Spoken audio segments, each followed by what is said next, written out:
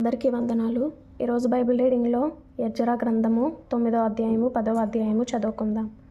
ఈ సంగతులు సమాప్తమైన తరువాత పెద్దలు నా యొద్దకు వచ్చి, ఇశ్రాయేలీయులను, యాజకులను, లేవీయులను, కనానీయులు, హిత్తీయులు, పెరిజ్జీయులు, యెబూసీయులు, అమ్మోనీయులు, మోయాబీయులు, ఐగుప్తీయులు, అమోరీయులు అను దేశపు జనములలో నుండి తమ్మును తాము వేరుపరచుకొనక వారు చేయు అసహ్యమైన కార్యములను తామే చేయుచు, వారి కుమార్తెలను పెండ్లి చేసుకొనుచు, తమ కుమారులకును తీసుకొనుచు, పరిశుద్ధ సంతతిగా ఉండవలసిన తాము ఆ దేశపు జనులతో కలుసుకునిన వారైరి. ఈ అపరాధము చేసిన వారిలో పెద్దలను అధికారులను నిజముగా ముఖ్యులయ్యుండురని చెప్పిరి.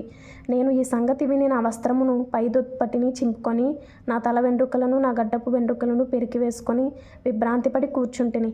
చెరపట్టబడిన వారి అపరాధమును చూచి ఇశ్రాయేలీయుల దేవుని మాటకు భయపడిన వారందరూ నా యొద్దకు కూడి వచ్చిరి. నేను విభ్రాంతిపడి సాయంత్రపు అర్పణ వేళ వరకు కూర్చుంటిని. సాయంత్రపు అర్పణ వేళను శ్రమ తీరగా నేను లేచి నా వస్త్రమును పై దుప్పటిని చింపుకొని మోకాళ్ళ మీద పడి, నా దేవుడైన యెహోవా తట్టు చేతులెత్తి, నా దేవా, నా దేవా, నా ముఖము నీ వైపు ఎత్తుకొనుటకు సిగ్గుపడి భిన్నుడనై ఉన్నాను. మా దోషములు మా తలలకు పైగా హెచ్చి ఉన్నవి. మా అపరాధము ఆకాశమంత ఎత్తుగా పెరిగి ఉన్నది. మా పితరుల దినములు మొదలుకొని నేటి వరకు మేము మిక్కిలి అపరాధులము. మా దోషములను బట్టి మేమును, మా రాజులను, మా యాజకులను అన్యదేశముల రాజుల వశమునకును, ఖడ్గమునకును, చెరకును, దోపునకును నేటి దినమున నున్నట్లు అప్పగింపబడుట చేత మిగుల సిగ్గునొందిన వారమైతిమి. అయితే ఇప్పుడు మా దేవుడు మా నేత్రములకు వెలుగిచ్చి, మా దాస్యములో మమ్మను కొంచెము తెప్పరిల్లజేయునట్లుగాను, మాలో ఒక శేషము ఉండనిచ్చినట్లుగాను, తన పరిశుద్ధ స్థలమందు మమ్మను స్థిరపరచునట్లుగాను మా దేవుడైన యెహోవా కొంత మట్టుకు మా ఎడల దయచూపి ఉన్నాడు. నిజముగా మేము దాసులమైతిమి.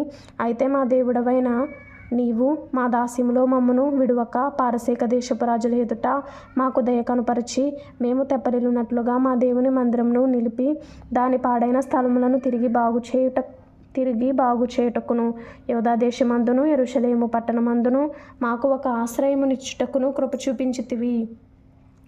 ఆశ్రయము అనగా గోడాని కింద ఫుట్నోట్లో వ్రాయబడి ఉంది. మా దేవా, ఇంత కృపనొందిన తరువాత మేమేమి చెప్పగలము?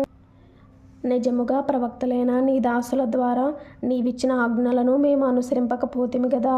వారు మీరు స్వతంత్రించుకొనబోవు దేశము దాని నివాసుల అపవిత్రత చేతను, వారు చేయు అసహ్యమైన వాటి చేతను అపవిత్రమాయెను. వారు జరిగించిన అసహ్యమైన వాటి చేత ఆ దేశము నలుదిక్కులా నిండినదాయెను. కాబట్టి మీరు మీ కుమార్తెలను వారి కుమారులకు ఇయ్యకుడి, వారి కుమార్తెలను మీ కుమారులకు పుచ్చుకొనకుడి. మరియు వారికి క్షేమ భాగ్యములు కలుగవలెనని మీరు ఎన్నటికినీ కోరకుండని ఎడల మీరు బలముగా నుండి ఆ దేశం యొక్క సుఖమును అనుభవించి మీ పిల్లలకు నిత్య స్వాస్థ్యముగా దానిని అప్పగించెదరని చెప్పిరి.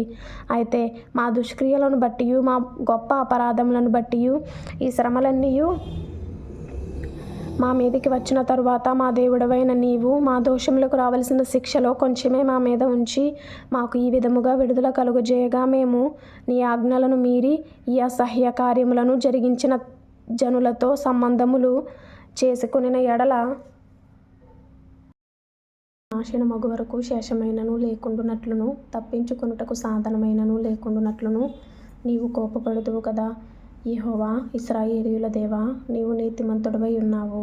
అందువలననే నేటి దినమున ఉన్నట్లుగా మేము శేషించి నిలుచుచున్నాము. చిత్తగించుము. మేము నీ సన్నిధిని అపరాధులము గనుక నీ సన్నిధిని నిలుచుటకు అర్హులము కామని ప్రార్థన చేసితిని.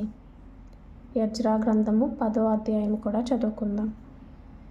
ఎజ్రా ఏడ్చుచు దేవుని మందిరం ఎదుట సాష్టాంగపడుచు పాపమును ఒప్పుకొని ప్రార్థన చేసెను. ఇశ్రాయేలీయులలో పురుషులు, స్త్రీలు, చిన్నవారు మిక్కిలి గొప్ప సమూహముగా అతని యొద్దకు కూడివచ్చి బహుగా ఏడవగా, ఏలాము కుమారులలో నొకడగు యెహీయేలు కుమారుడైన షెకన్యా ఎజ్రాతో ఇట్లనెను: మేము దేశమందుండు అన్యజనులలోని స్త్రీలను పెండ్లి చేసుకొని మా దేవుని దృష్టికి పాపము చేసితిమి.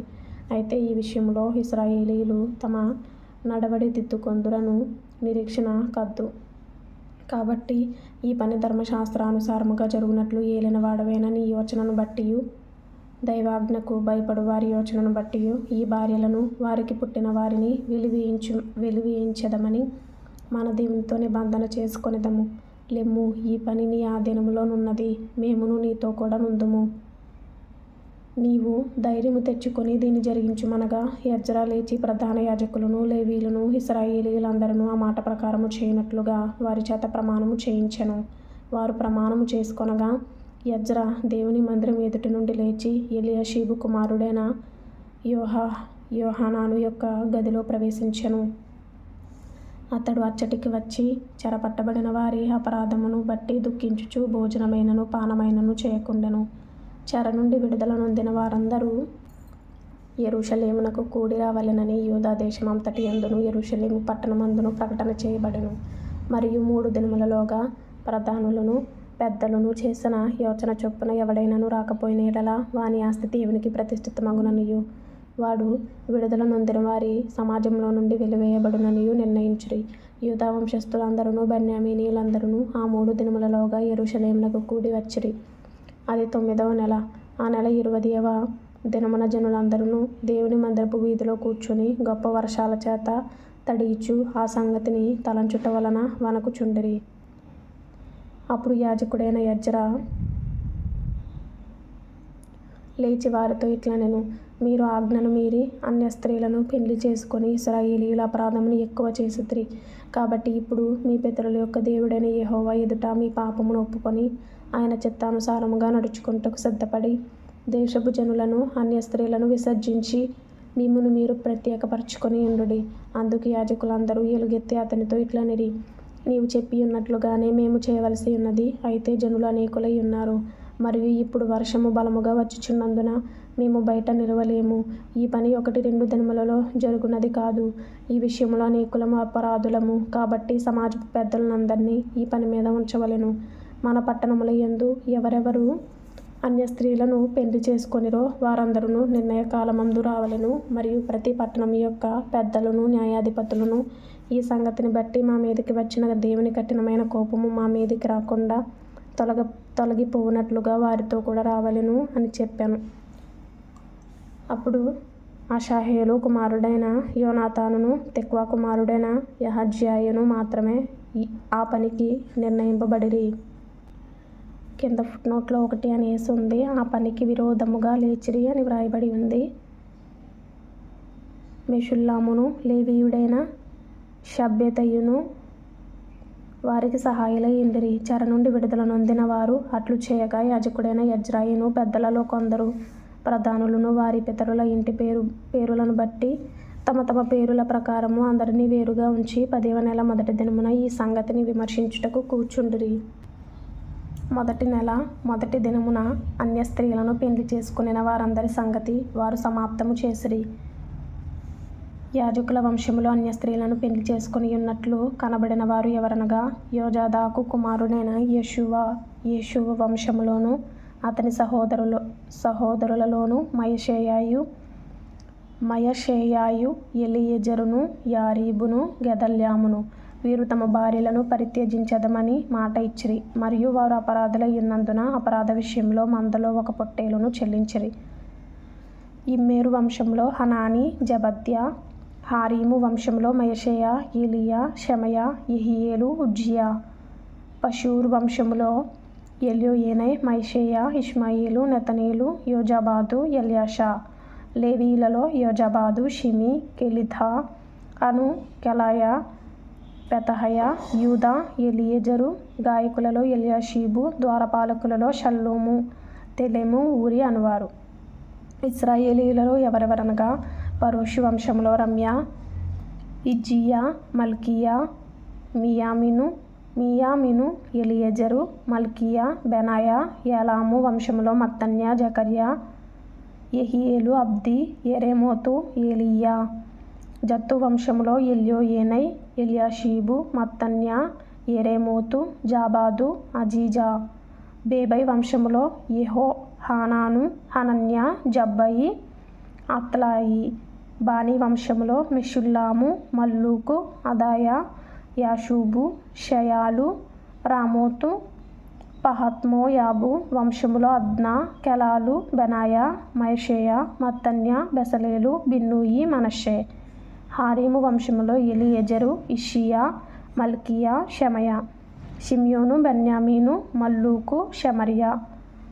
హాషుము వంశములో మత్తెనై, మత్తత్త, జాబాదు, ఎలీపేలెటు, ఏరెమై, మనష్షే, షిమి. బానీ వంశములో మయదై, అమ్రాము, ఊయేలు, బెనాయ, బేద్య, కెలూహు, వన్య, మెరేమోతు, ఎల్యాషీబు, మత్తెనై, యహషావు, బానీ, బిన్నూయి, షిమి. షిలెమ్యా, నాతాను, అదాయ, మక్నద్బయి, షామై, షారాయి, అజరేలు, షెలెమ్యా, షెమర్య, షల్లూము, అమర్య, యోసేపు. నెబో వంశంలో యెహీయేలు, మత్తిత్య, జాబాదు, జెబీనా, యద్దయి, యోవేలు, బెనాయ అనువారు. వీరందరూ అన్య స్త్రీలను పెళ్లి చేసుకొని ఉండిరి. ఈ స్త్రీలలో కొందరు పిల్లలు గలవారు. 1 సంవత్సరంలోపు బైబిల్ పూర్తి చేయాలి అనే ఆశ కలిగిన వారు ఫాలో చేయండి, లైక్ చేయండి, షేర్ చేయండి, సబ్స్క్రైబ్ చేసుకోండి. ప్రభు మీకు తోడైండును గాక. ఆమేన్.